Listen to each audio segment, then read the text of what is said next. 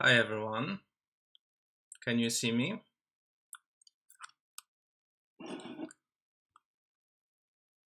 Welcome to the first episode of Quantum Programming Livestream.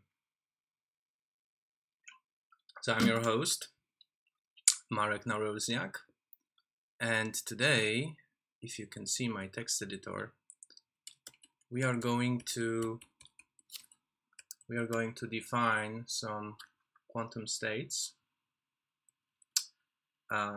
Something very simple, just to get started. But before we get started, I'm going to make myself a drink. Oh, hi Anita. Hi, hello. Hi Jonathan.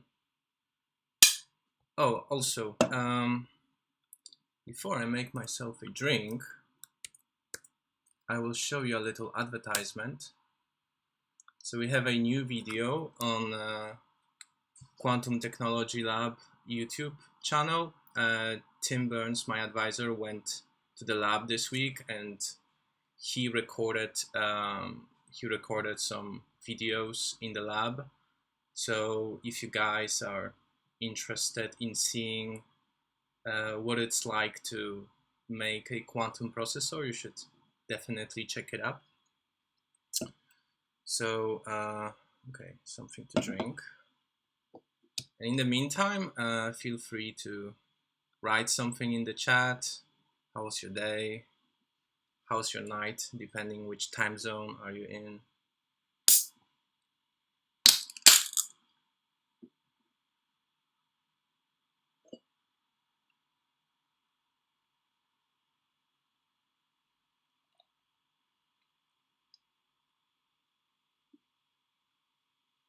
I have enabled a noise filtering, so you might not be hearing my drinking.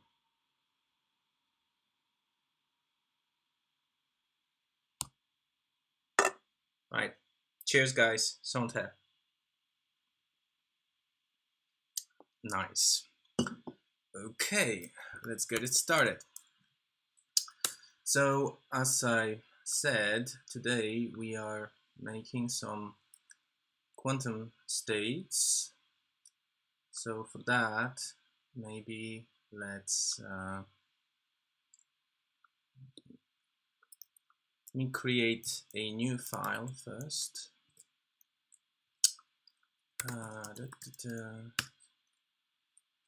Episode 001.py.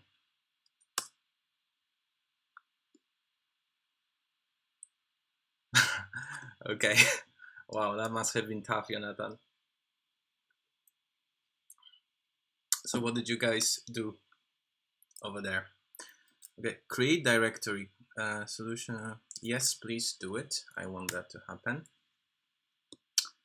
So we have a new file now.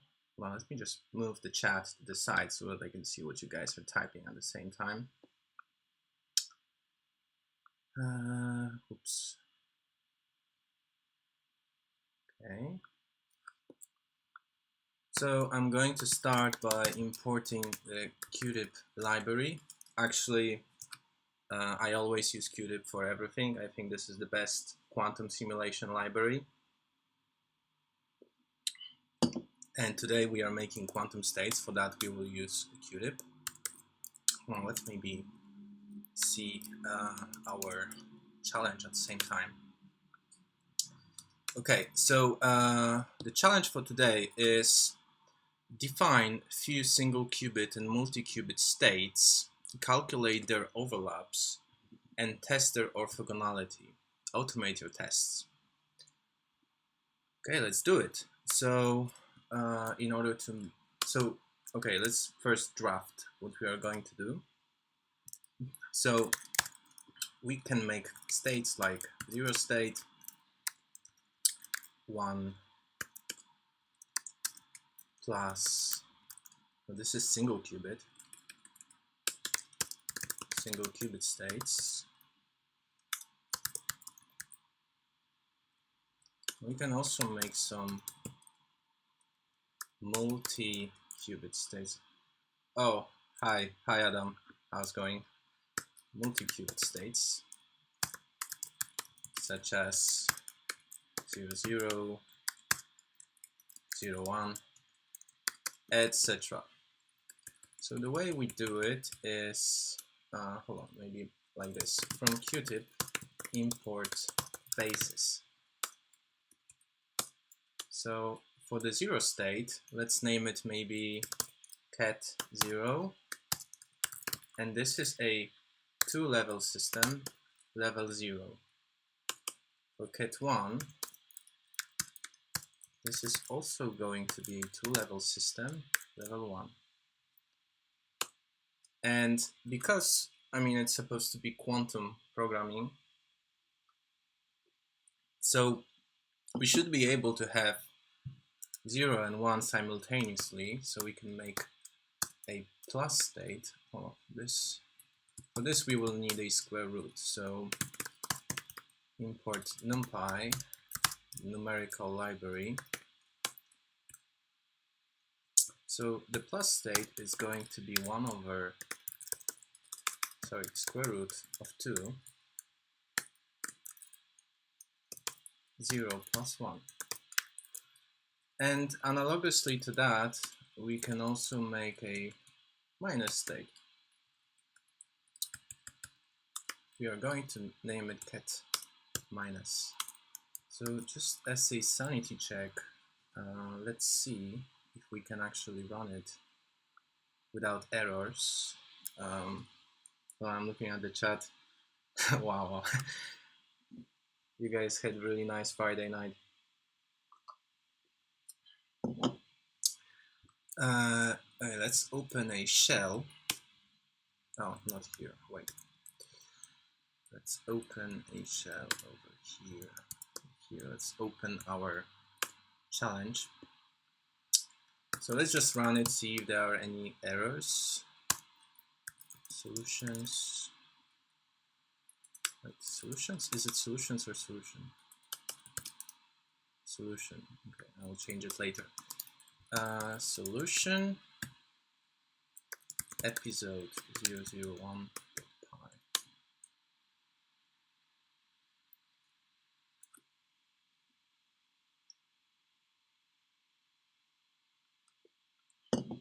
Hope it works. Yes, it works. Takes strangely long time to run. So we also want to be able to calculate some overlaps. So to calculate overlap, we do, for example, overlap of 0 and 1. So so these are the cats. And here we would need a bra, as you can see. So we can produce a bra like this. Bra 0 equals cat 0 dagger. And we can simply print bra 0 times cat 1 here, right? So 0 and 1 are orthogonal, so we expect this to be 0. And on the other hand, for this, sorry, this is, yeah, okay. And for this one, we would expect it to be 1, right? 0, 0, 0, 0, 0, 1, 0, 0, okay. So let's just open a shell again and see, sorry, someone messaged me.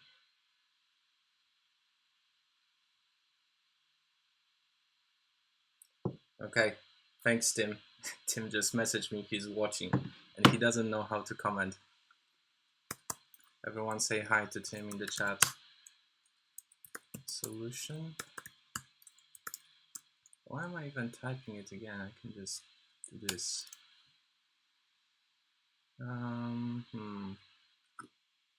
It's really strange how long it takes to run. Okay, 0 and 1, good. But this is pretty annoying to make those bra every time we need to calculate overlap. So actually QuTip has, hold on, let me just denote what we are doing here. QuTip allows us to do something like this. So we can actually make bra automatically by doing overlap cat1 here as well. Cat0 overlap with 0.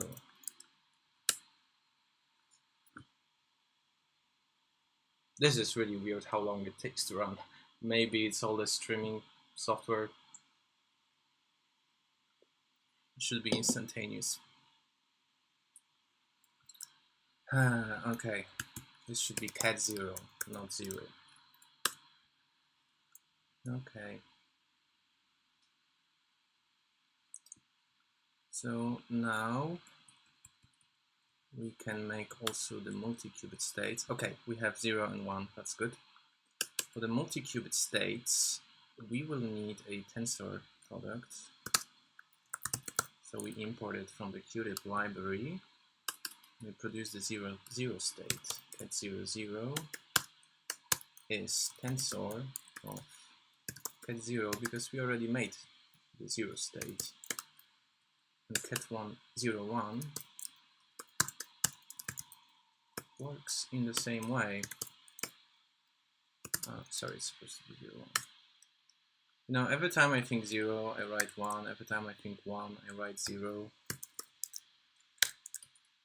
Can't even imagine how many points on the exams I lost because of that. Same like plus and minus. Okay, cat0, 0 overlap cat0, 1.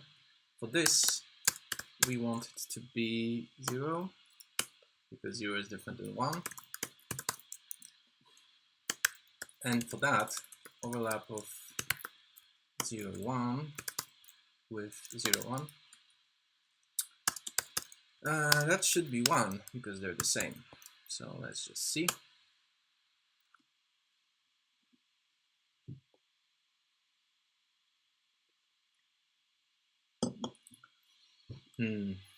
We have 8 people watching. I wish it could display the count. I don't know how to do it. Maybe I should look into that. Okay, 0 and 1 here. Good, that's what we want. So, well, theoretically, we sort of finished our challenge, but I'm not really satisfied with that. So I would like to have it better. Oh, hold on, before we do it, what would be the overlap between plus and 0 state? Well, there is some 0 and some 1 in the plus. So that would be neither 0, neither 1, right? So cat0 overlap with cat plus. See what that gives us. That should be 1 over square root of 2, right? Let's see.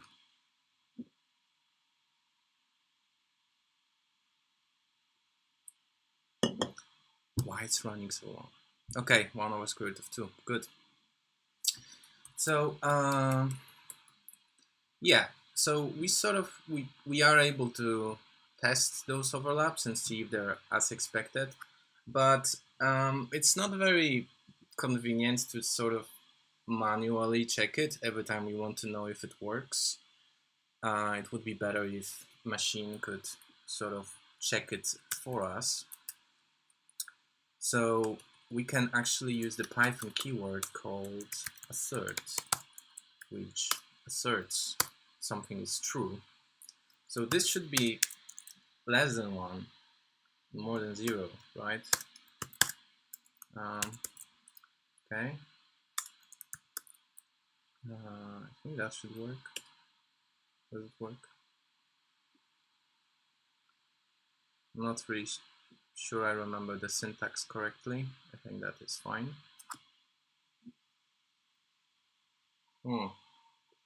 Okay, I know the problem. So I actually have to test them separately, like this, if I'm not mistaken.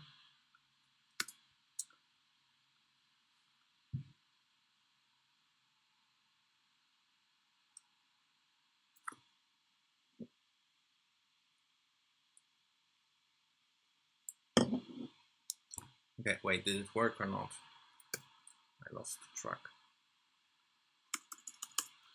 Not supported between instances of int and complex. Okay, I know why. Because That should be this. That should be this. Now should be fine. Some reason suddenly we can't compare complex number and an integer.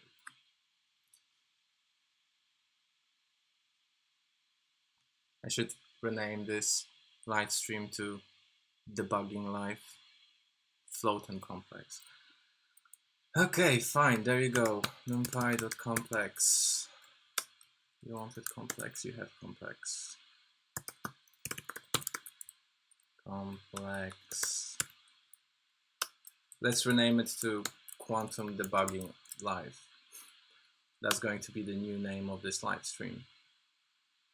Not like we had a long tradition, but yeah.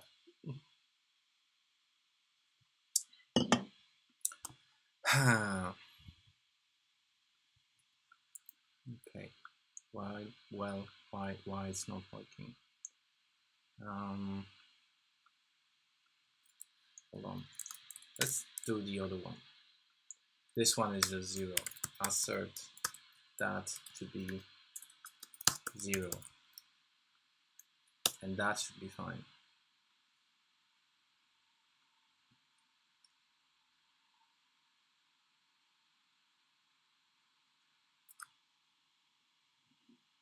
Yep, that is fine. Okay, there's some problem here with the complex numbers. Whatever, who cares about that? So let's just test the remaining ones. Assert this to be, so this one should be 1, right? This one should be 0.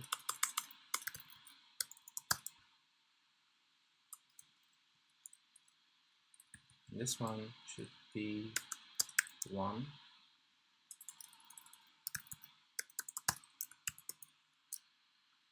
And let's see if that runs.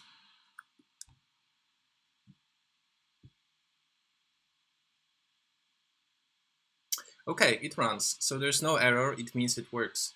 But it's not very user-friendly because well, most people, they kind of expect to always see something regardless if it works or if it doesn't work.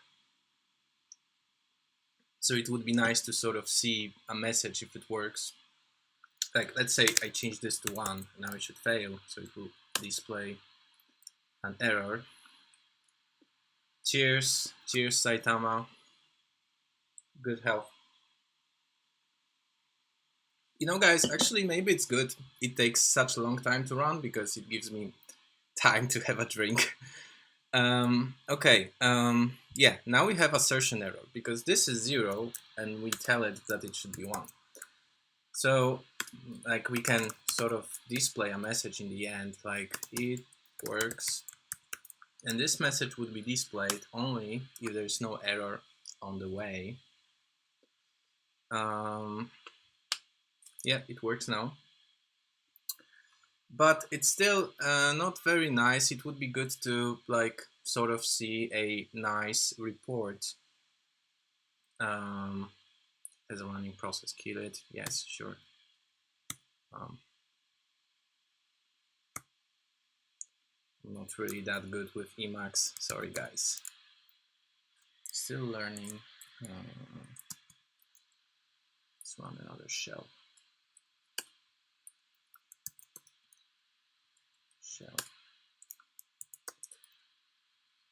Yeah, so what was I saying? Yeah, I was saying that it would be nice to always see some output here, regardless, you know, if it works, if it doesn't work, sort of list of everything.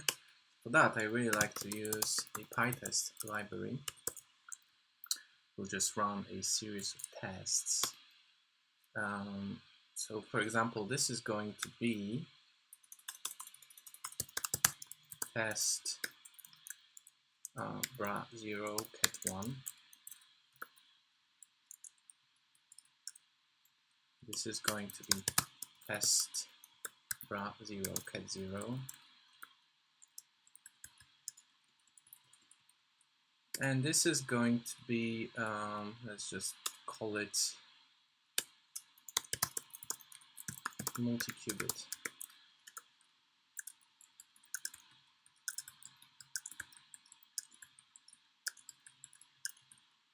And this thing, whatever, we don't need it. So now we are going to run it with Pytest.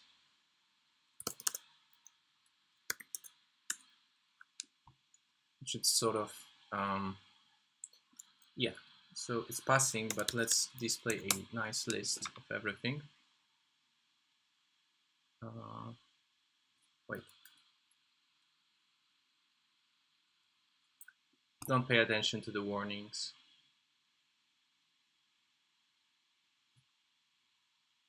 Yeah, so test bra0 cat1 passed, bra0 cat0 passed, blah, blah, blah, blah. Okay, nice. So, okay, so how about we just generate dynamically all those states and just test them. We can sort of do something like this for bra qubit 1 in 2 levels, for bra qubit 2 in 2 levels, for cat qubit 1 2 levels, and for cat qubit 2 in 2 levels. So what I'm producing here is sort of all the possible qubits, I mean like all possible eigenstates to be tested here in the 0-1 basis. So there will be cat A tensor basis 2 level of qubit 1, and another one, another qubit 2 level qubit 2. And here cat B basis 2 level qubit 1 basis 2 level qubit 2. And we are going to test if the overlap is 1 whenever they match, right? So if BQ1 equals BQ2, sorry, KQ1, and BQ2 equals KQ2, then we want them to be 1, right? Assert cat A overlap cat B equals 1. Otherwise, 0. Cat A overlap cat B, 0. And this we don't need.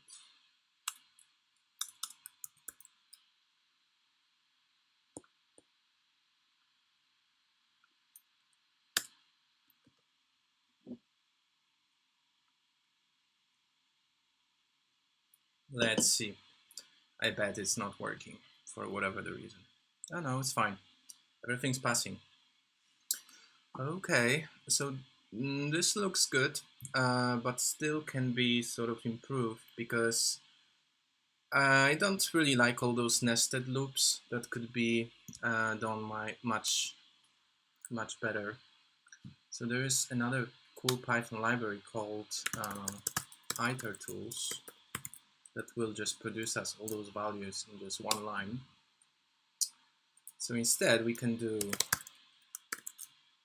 BQ1, BQ2, KQ1, KQ2, and now we need to produce you know, like all the possible products of those values. So we use Itertools product, I think it was product, so only 0 and 1, repeat, 4, and this we don't need anymore, this we also don't need, and that should do exactly the same thing as before, but without those annoying loops. Let's see. Okay, let's run it.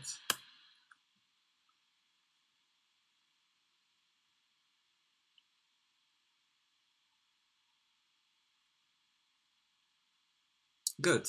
Okay, everything is passing. So, yeah, that looks good enough for me. I don't know about you guys. let's just take a look at the, yeah, single qubit, multi-qubit states. It's fine. So maybe next time, I haven't really thought this through much, but I think maybe next time we could do some operators, because what's the point of, you know, just having states if we can't really do anything with them? After that, maybe simulation of measurements. Maybe after this, some maybe either coin flips, either quantum teleportation. Let's see. Okay, let's write quantum teleportation for now, and now we can sort of decide later what to do. Also, you can let me know what you would like actually to see. So yeah, it has been 26 minutes, so we are seriously pushing the boundaries of my attention span. So I guess I'm going to start to conclude right now. So yeah, thank you guys very much for watching. For those who are live, thank you very much for participation. And for those of you who are watching it in the future on the recording, please consider to like and subscribe. And yeah, thank you very much for your participation. Stay tuned, and yeah, keep checking my Twitter, keep checking my Facebook. I'm definitely going to do it again. And take care. Bye.